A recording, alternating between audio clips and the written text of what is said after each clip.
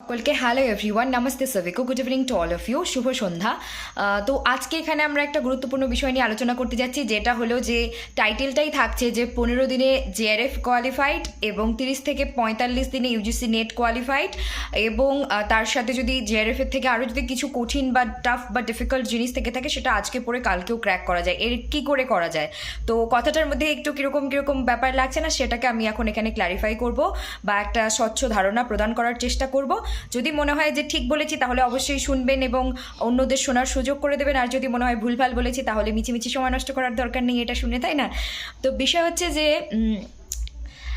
কেন বলছি লাস্ট কমপক্ষে 3 বছরের কথা বলছি, বেশি হলে ম্যাক্সিমাম 5 বছর বা তারও বেশি। এই যে অনলাইন সোশ্যাল মিডিয়ার থ্রুতে ইউটিউব বা যেগুলো অনলাইন প্ল্যাটফর্ম আমরা ব্যবহার করি পড়াশুনোর জন্য স্পেশালি, তো সবাইকে বলছি না, প্রচুর অথেন্টিক বা একদম সৎ ভালো ইনস্টিটিউশন বা প্রতিষ্ঠান আছে অনলাইন অফলাইনের মাধ্যমে প্রোভাইড করছেন UGC NET, CSIR NET, NEET, JEE, মানে সব ধরনের। কিন্তু আমি স্পেসিফিকভাবে এই নেট নিয়ে কথা বলবো, যেটা ইউজিসি নেটের ক্ষেত্রে বা সিএসআইআর নেটের ক্ষেত্রেও প্রযোজ্য হবে। আর কতগুলো কথা বেসিক থাকবে, সেগুলো সব কিছুর জন্যই প্রযোজ্য হবে। তো অনেকে আছে যারা এইভাবে এসে অ্যাডভার্টাইজমেন্ট দিচ্ছে বা ইন্টারভিউ দিচ্ছে, তাদের কাছেও আমার ব্যক্তিগতভাবে অবশ্যই প্রশ্ন থাকতেই পারে, বা আমি থেকেই যায় একটা প্রশ্ন যে কি করে তারা এসে বলছে যে 15 দিনে জেআরএফ কোয়ালিফাই করছে আর 30 থেকে 45 দিনে নেট কোয়ালিফাই করছে, আর জেআরএফ এর থেকেও যদি কোনো কঠিন কিছু থেকে থাকে সেটা নাকি আজকে পরে কালকেও হওয়া যায়। কারণ মানুষ পারে না, এরকম কিছু তো অসম্ভব নেই। মানে কোনো কিছু এই ধরনের পোস্ট বা এই ধরনের পাবলিসিটির জন্য এগুলো করা। তো আমরা কোর্স বিক্রি করার জন্য বা কেউকে আজকালকার যুগে যেমন বিভিন্ন ধরনের জিনিস বা রিসোর্সেস, মাল্টিপল রিসোর্সেস, একাধিক বিষয়বস্তু জিনিসপত্র আমাদের হাতের কাছে আছে, যেটা চাই আমরা সেটা অবশ্যই করতে পারি। কিন্তু আবার এই একাধিক বিষয় থাকার জন্য মিসগাইড, মিসলিড, মানে ডিরেকশনটাকে অন্যদিকে নিয়ে যাওয়া, ভুল সিদ্ধান্ত নেওয়া এবং অন্যের টাকাগুলোকে ভুলভালভাবে মেরে দেওয়ার অনেক পন্থা আছে, যেগুলো অনেকেই অবলম্বন করে অনেকেরই অসহায়তার সুযোগ নিচ্ছে। সেটা আমাদেরকে বুঝতে হবে।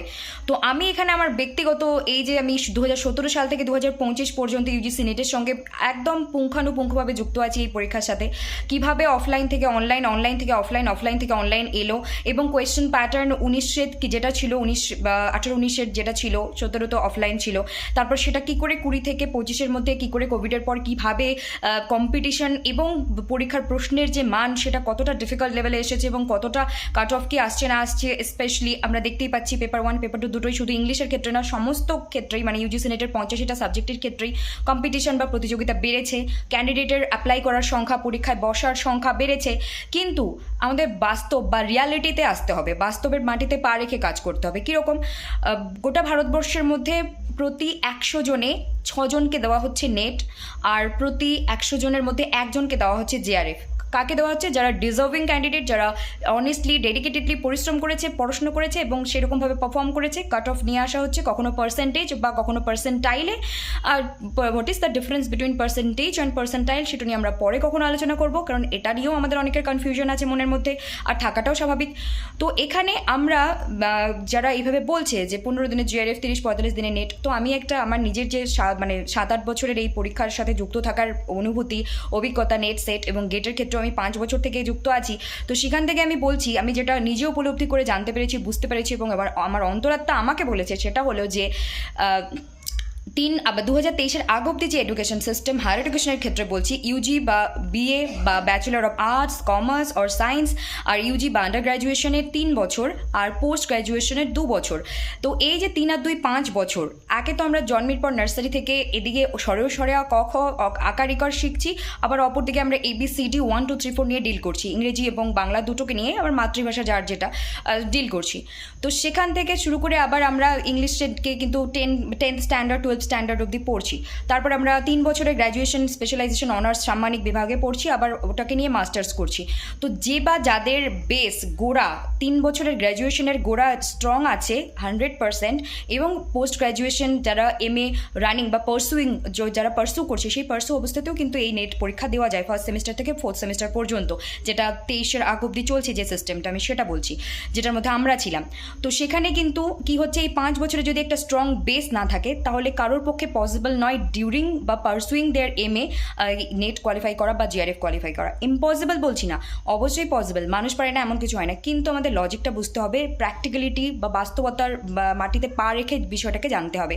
আর তার সাথে কি আছে, সে অবশ্যই 3-2-5 বছর গ্র্যাজুয়েশন পোস্ট গ্র্যাজুয়েশনের স্ট্রং একটা বেস তার আছে একদম নিঃসন্দেহে। তার সাথে কি আছে, তার পরিবারে হয় তার মা বাবা, দাদা দিদি, বা কোনো মানে ঠাকুরদা ঠাম্মা বা পরিবারের বা বন্ধু বান্ধব কেউ একজন ছিল যে তাদের ফ্যামিলিতে প্রফেসর এবং তাকে গাইড করেছে, বা সেটাও যদি না হয়, সে তার গ্র্যাজুয়েশন চলাকালীন সঠিক স্ট্র্যাটেজি, সঠিক গাইডেন্স, এমন একজন গুরু বা শিক্ষকের সান্নিধ্যে তিনি এসেছেন বা পেয়েছেন ভগবানের আশীর্বাদে, সে সঠিক গাইডেন্স পেয়েছে। এবং 3 নাম্বার হলে এতে কোনো বিন্দুমাত্র সন্দেহ নেই বা বিন্দুমাত্র আমরা আঙ্গুল তুলব না, কি তুলব না, যে সেই স্টুডেন্টটা পরিশ্রম করেনি, এটা বলাই যাবে না। যে বা যারা MA ডিউরিং দেয়ার MA বা MA যখন পড়ছে বা MA কমপ্লিট করার 6 মাস 1 বছরের মধ্যে GRF নিয়ে আসছে যে কোনো সাবজেক্টে, তার মানে তার ডেডিকেশন, তার পরিশ্রম, তার নিষ্ঠা ছিল, আছে এবং থাকবে, তার জন্য সে সেই জায়গাটা অ্যাচিভ করতে বা সেই জায়গাটায় আসতে সক্ষম হয়েছে।